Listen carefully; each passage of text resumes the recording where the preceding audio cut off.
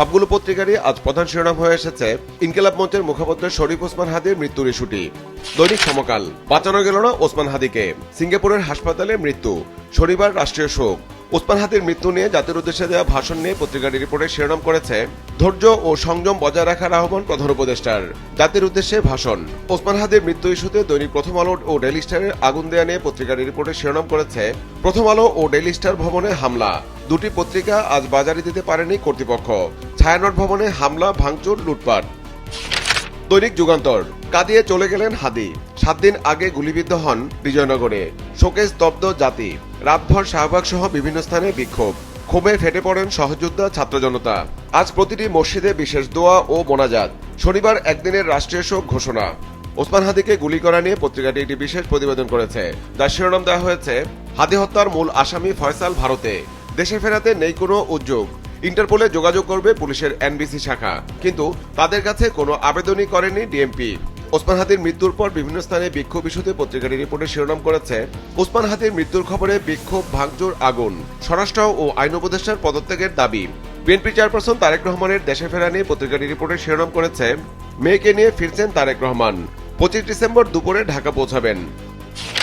দৈনিক কালের কণ্ঠ, হাদিকে বাঁচানো গেল না, প্রতিবাদে ভাঙচুর, আগুন, রাষ্ট্রপতি, প্রধান বিচারপতি, বিএনপির ভারপ্রাপ্ত চেয়ারম্যান সহ বিভিন্ন দলের শোক। হাদির মৃত্যু ইস্যুতে জাতির উদ্দেশ্যে দেওয়া প্রধান উপদেষ্টার ভাষণ নিয়ে পত্রিকাটির রিপোর্টে শিরোনাম করেছে দেশকে যারা অস্থিতিশীল করতে চায় তাদের ফাঁদে পা দেবেন না, জাতির উদ্দেশ্যে ভাষণে প্রধান উপদেষ্টা, সবাইকে ধৈর্য ও সংযম বজায় রাখার আহ্বান। দৈনিক আমার দেশ, চলে গেলেন বিপ্লবী হাদি, সিঙ্গাপুর জেনারেল হাসপাতালে চিকিৎসাধীন অবস্থায় মৃত্যু, লাশ আনা হবে আজ, আগামীকাল রাষ্ট্রীয় শোক ঘোষণা, শনিবার বাদ জোহর মানিক মিয়া এভিনিউতে জানাজা। হাদির মৃত্যু নিয়ে জাতির উদ্দেশ্যে দেওয়া ভাষণ নিয়ে পত্রিকাটি রিপোর্টে শিরোনাম করেছে ধৈর্য ধরুন, যে কোনো হটকারী সিদ্ধান্ত থেকে বিরত থাকুন, জাতির উদ্দেশ্যে ভাষণে প্রধান উপদেষ্টা, হাদির হত্যাকারীদের সর্বোচ্চ শাস্তি নিশ্চিত করা হবে।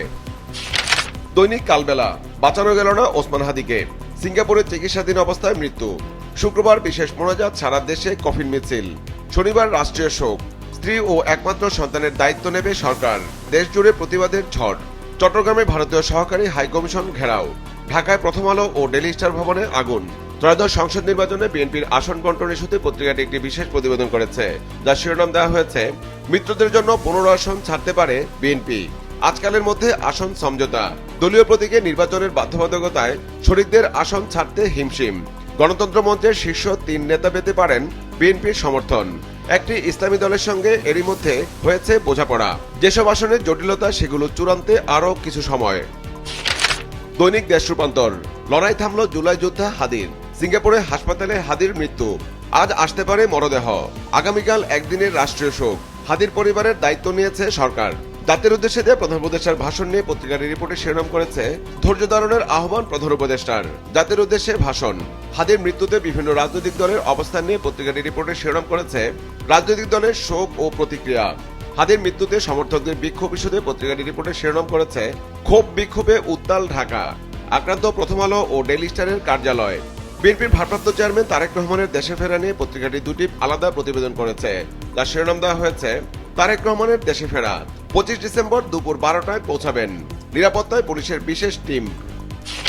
দৈনিক আজকের পত্রিকা, গুলিবিদ্ধ হাদিকে বাঁচানো গেল না, সন্ত্রাসী হামলা, 12 ডিসেম্বর পল্টন এলাকায় গুলিবিদ্ধ হন ওসমান হাদি, বৃহস্পতিবার রাত 10:15টার দিকে সিঙ্গাপুরে মারা যান, আজ সন্ধ্যায় মরদেহ আসবে ঢাকায়, শনিবার জানাজা, রাতে শাহবাগে এবং রাজধানীর বাইরে বিভিন্ন জেলায় বিক্ষোভ।